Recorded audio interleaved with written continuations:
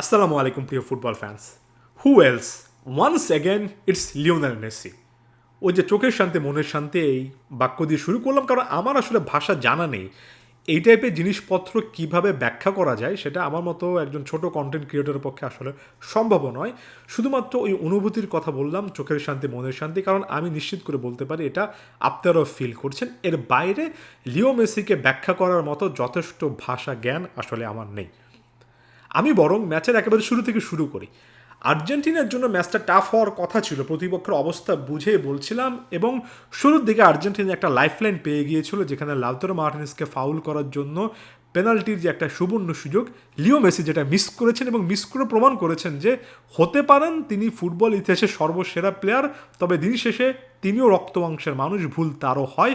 এবং এই মোমেন্টে এসে লিওনেল মেসি টাইব্রেকারের যে চাপ অনুভব করেছেন সেটা ক্লিয়ারলি বোঝা গিয়েছে। তবে বাকি সকল প্লেয়ারের সাথে লিওনেল মেসির পার্থক্যের জায়গায় এটাই, এই মোমেন্টে এত বড় একটা মিসের পরে কোনো একজন প্লেয়ার যদি ম্যাচ বের করে আনতে পারেন, একমাত্র প্লেয়ার যদি আপনি কাউকে নির্ভর করতে পারেন, দিন শেষের নামটাই লিও মেসি। এবং লিও মেসি অবিশ্বাস্যভাবে ওয়ার্ল্ড কাপের রেকর্ড তৈরি করে 17-18তম গোল করে সেটা আরও একবার প্রমাণ করলেন।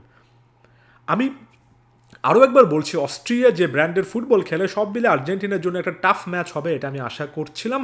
তবে আমার কাছে মনে হয় আলজেরিয়ার বিপক্ষে প্রথম ম্যাচের চেয়ে একটা টিম হিসেবে, আমি শুধুমাত্র লিওনেল মেসির কথা বলছি না, একটা দল হিসেবে আর্জেন্টিনা এখানে বেটার গেম ম্যানেজমেন্ট করেছে।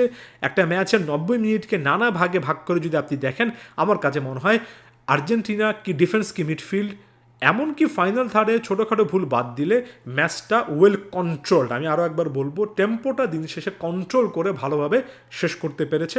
অবশ্যই লিওনেল মেসির কারণেই পেরেছে, তবে একটা টিম হিসেবে পারফরমেন্সটা আমার কাছে কিছুটা হলে ইমপ্রুভ মনে হয়েছে, যদিও আপনি আর্গু করতে পারেন এখনও উন্নতির অনেক জায়গা আছে। আমি প্রতিপক্ষের মান অনুযায়ী বললাম।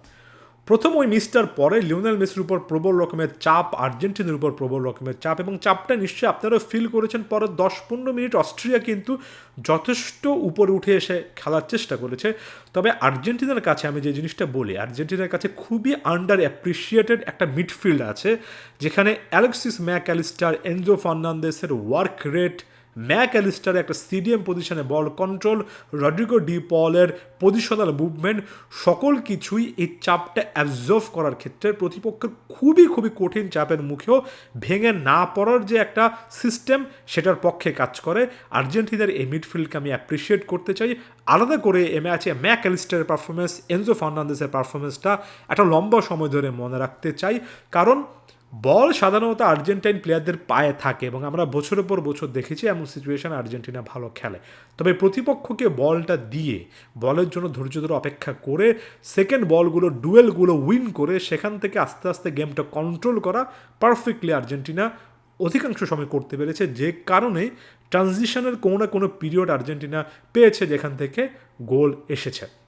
লিও মেসির প্রথম গোলটার ক্ষেত্রে চিন্তা করেন, অফকোর্স ডিবক্সের ওই জায়গা থেকে এমন টাইপের ক্লিনিক্যাল ফিনিশিং আপনি লিওনেল মেসির এক্সট্রা অর্ডিনারি ট্যালেন্টের কথা বলতে পারেন। তবে অ্যাজ এ টিম আর্জেন্টিনার ওভারঅল মুভমেন্টটা আমার কাছে ভালো লেগেছে। যে ফাকুন্দো মেদিনাকে কেন্দ্র করে এত কথাবার্তা ছিল, রক সলিড একটা পারফরমেন্স দিলেন, one of the best performance দিলেন তার ক্যারিয়ারের। লিওনেল মেসির উদ্দেশ্যে ওই অ্যাসিস্ট মেকিং সে পাসটা তিনি দিয়েছেন, সেখানে থিয়াগো আলমাদার কথা ভুলে গেলে চলবে না, তিনি একটা অসাধারণ ডামি করেছেন, এবং লিও মেসি বরাবরের মতো অবিশ্বাস্য রকমভাবে তার কাজটা ঠিকই করেছেন। 1-0 আর্জেন্টিনার পক্ষে ম্যাচের গতিটা অনেকটা চলে এসেছে। তবে এখানে শেষ কথা নয়, প্রতিপক্ষের কাছে এমন প্লেয়ার রয়েছেন যারা কিনা ফিজিক্যালি ভালো ফুটবল খেলতে পারেন, যাদের ডিফেন্সে আলাবার মতো এক্সপিরিয়েন্স আছে, যাদের ডিফেন্সে দীর্ঘকায় ভালো হাইটের ফুটবলাররা রয়েছেন, মিডফিল্ডে একটা ফিজিক্যাল ব্যাটল গেমে যারা সবসময় একটা অ্যাডভান্টেজ পায়, যারা সেট পিস অনেকগুলো পেয়েছে যেখান থেকে এরিয়ালে বাতাসে কিছু না কিছু তারা সবসময় করতে পারতো, এমন সেট আছে। এই সময়টাতে এসে সেকেন্ড হাফটাও কিন্তু অস্ট্রিয়া ভালোই শুরু করেছে বলে আমার কাছে মনে হয়। তবে আমি প্রত্যেক সময় বলি, ডিফেন্স করাটা একটা আর্ট, ডিফেন্স করাটা একটা স্কিল।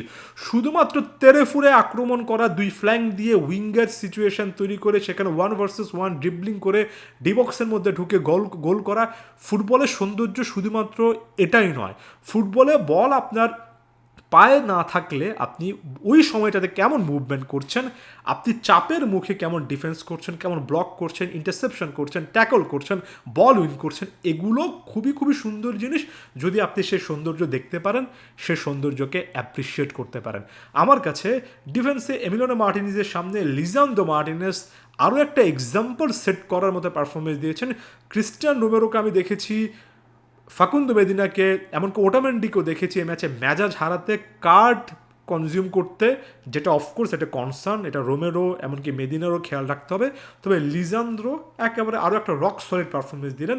এত কম হাইট নিয়ে প্রতিপক্ষের ডিবক্সের প্লেয়ার থাকা অনেক লম্বা প্লেয়ারদের সাথে যেভাবে ব্যাটলটা করলেন, hats off to Lisandro Martinez. এই পারফরমেন্সটা আরেকটু বেশি ক্লিনিক্যাল পারফরমেন্স, লিচের মতো পারফরমেন্স ক্রিস্টিয়ান রোমেরো থেকেও চাই। নাহুয়েল মোলিনা রাইট ব্যাক পজিশনে 1 vs 1 সিচুয়েশনে বিট হওয়ার মতো কোনো সিচুয়েশন ক্রিয়েট করেননি। ফাকুন্দো মেদিনের কথা তো বললাম, তিনি ওই কিছুটা হলো যে আপনার ডাউট আছে সেটা অনেকটুকু পরিষ্কার করে দিয়েছেন। হ্যাঁ, ফার্স্ট চয়েস লেফট ব্যাক হিসেবে হয়তো বা ত্যাগলেফিকেই খেলবেন, তবে যথেষ্ট ভালো একটা ব্যাকআপ যে লেফট ব্যাক পজিশনে মেদিনা হতে পারেন, তার লিমিটেড মুভমেন্ট দিয়েও যে হতে পারেন সেটা তিনি কিন্তু প্রমাণ করলেন। এ ম্যাচের মেদিনের পারফরমেন্সটা আমার কাছে জাতীয় দলে তার সেরা পারফরমেন্স বলে মনে হয়েছে। এরপর আমি আরেকটু সামনে যাই। ম্যাচের 75-80-85 মিনিট আর্জেন্টিনার জন্য নার্ভাস টাইম। আর্জেন্টাইন প্লেয়াররা অনেকটা গত বিশ্বকাপের মতো এমন সিচুয়েশনে ফাউল করছেন, প্রতিপক্ষকে সেট পিসে বল দিচ্ছেন, যেগুলো কমাতে হবে। আমার ওভারঅল ভালো একটা টিম ম্যাচে এটাই একটা অপ্রাপ্তির জায়গা। আমার কাছে মনে হয় প্রতিপক্ষকে আর্জেন্টিনা 12-13 বার ফাউল করেছে এবং এর মধ্যে একটা বেশিরভাগ এসেছে সেকেন্ড হাফে আনফোর্সড এরর। মাথাটা ঠান্ডা রাখতে হবে, কারণ হয়তো সেট পিসে এ ম্যাচে অস্ট্রিয়া ভালো করতে পারেনি, তাদের প্রপার টার্গেট ম্যান ডিবক্সে ছিল না। প্রতিপক্ষের অন্যান্য দলগুলোর কিন্তু এমন প্রপার টার্গেট ম্যান থাকবে, পিওর নাম্বার 9 থাকবে। সেক্ষেত্রে এত কর্নার, এত সেট পিস অ্যালাউ করাটা আসলে উচিত নয়। তবে শেষের দিকে এসে আরও একবার লিও মেসি ম্যাজিক, তবে সেটা না হলেও নিকো গঞ্জালেস মাঠে নামার পরে হুলিয়ান আলভারেজের কয়েকটা মুভমেন্টে আর্জেন্টিনা কাউন্টার অ্যাটাকে উঠতে পেরেছে।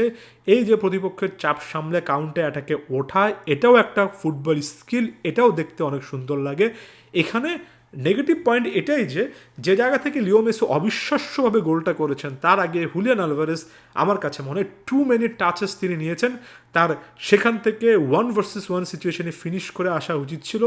আমার কাছে মনে হয় নিকো গঞ্জালেস ক্লিয়ারলি একটা হেডেড অপরচুনিটি পেয়েছিলেন লিওনেল মেসির কর্নার থেকে, গোলে কনভার্ট করা উচিত ছিল। এই হাফ চান্সগুলো কাজে লাগানো উচিত, কারণ প্রত্যেকটা ম্যাচে আপনি লিও মেসির উপর নির্ভর করবেন না। এমনকি ফার্স্ট হাফে আমার কাছে মনে হয় লাউতারো মার্টিনেজ ফাউলের শিকার হয়েছেন, পেনাল্টি পেয়েছেন, তবে তার আগে তার ফার্স্ট টাচটা হেভি ছিল। দুজন স্ট্রাইকার যদি আমি কম্পেয়ার করি লাউতারো এবং হুলিয়ান আলভারেজ, লাউতারোর বিশ্বকাপেও দেখেছি ফার্স্ট টাচগুলো একটু বেশি হেভি হচ্ছে, যে কারণে তিনি সেকেন্ড টাচটা নেওয়ার মতো সময় পাচ্ছেন না। আর আলভারেজের ক্ষেত্রে মাঝে মধ্যে টু মেনি টাচেস হয়ে যাচ্ছে, অতিরিক্ত টাচ নিয়ে ফেলছেন, যে কারণে তারা 1 vs 1 সিচুয়েশনগুলোতে ডিবক্সটা টার্গেট করতে পারছে না। এটা আর্জেন্টিনার জন্য ইমপ্রুভমেন্টের বিশাল একটা জায়গা। আমি লিও মেসির এই গোলটার ক্ষেত্রে চলে আসি। কি অবিশ্বাস্যভাবে শেষ মুহূর্ত পর্যন্ত লিও মেসি চেষ্টা করে গিয়েছেন। কে বলবে এই একই প্লেয়ারই শুরুতে এত বড় একটা মিস করেছেন। দ্বিতীয় গোলটার ক্ষেত্রে দেখুন, কোনো কিছুই কাজ করছে না, লিও মেসির শট ডিফ্লেক্টেড হয়েছে, এর আগে হুলিয়ান আলভারেজের শট কিন্তু এখানে রিবাউন্ড এসেছে। লিও মেসি তারপরেও যে শটটা নিলেন সেটা প্রতিপক্ষ একজন ডিফেন্ডারের পায়ের মাঝখান দিয়ে, অর্থাৎ নাটমেক টাইপের একটা শট। এখানে ডেভিড আলাবার গোলপোস্টের সামনে সম্ভবত তিনি ছিলেন, তিনি নড়ার বিন্দুমাত্র কোনো সুযোগ পাননি। একটা সেকেন্ড বা স্প্লিট অফ সেকেন্ডের ভগ্নাংশ পাননি নড়ার। এটা প্রমাণ করে যে শেষ মুহূর্ত পর্যন্ত ফাইটিং যে অ্যাটিটিউড, শেষ মুহূর্ত পর্যন্ত যে জয়ের জন্য, গোলের জন্য ক্ষুধা। 39 বছর বয়সী, মাত্র 1-2 দিন পরে 39 বছর হবে। 39 বছর বয়সী লিওনেল মেসির মধ্যে এখনও ফুটবলকে কেন্দ্র করে যে লেভেলের ক্ষুধাটা আছে, সবসময় নিজেকে ছাড়িয়ে যাওয়ার, একই ম্যাচে নিজের ভুল থেকে আরও বড় কিছু করা, নিজের ভুলটাকে এতটাই ছোট করে ফেলা, কারণ আপনি পরবর্তী সময়ে এত বিশাল কিছু করছেন, এই মানসিকতা। আমরা লিওনেল মেসির হার না মানা মানসিকতা নিয়ে আমার কাছে মনে হয় একটু কমই কথা বলি অন্যান্য প্লেয়ারের তুলনায়। লিও মেসি এই দ্বিতীয় গোলটার ক্ষেত্রে প্রমাণ করলেন শেষ মুহূর্ত পর্যন্ত, নিজের লাস্ট ব্রেথ পর্যন্ত লিওনেল মেসি ওই শটটা নেবেন, ওই চেষ্টাটা করবেন।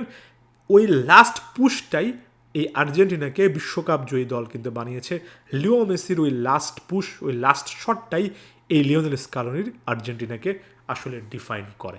এত কিছুর বাইরে একটা জিনিস অবশ্যই চোখে পড়েছে, বারবার ডিবক্সের মধ্যে লিওনেল মেসিকে খোঁজার চেষ্টা করা, লিও মেসি সব কিছু করবেন এমন সিচুয়েশান সবসময় চিন্তা করা, অনেক সময় লিওনেল মেসির কাছে পাসটা না দিয়ে নিজে শট নেওয়াটা বেটার, এমন সিচুয়েশানে তারা লিও মেসিকে পাস দেওয়ার চেষ্টা করেন।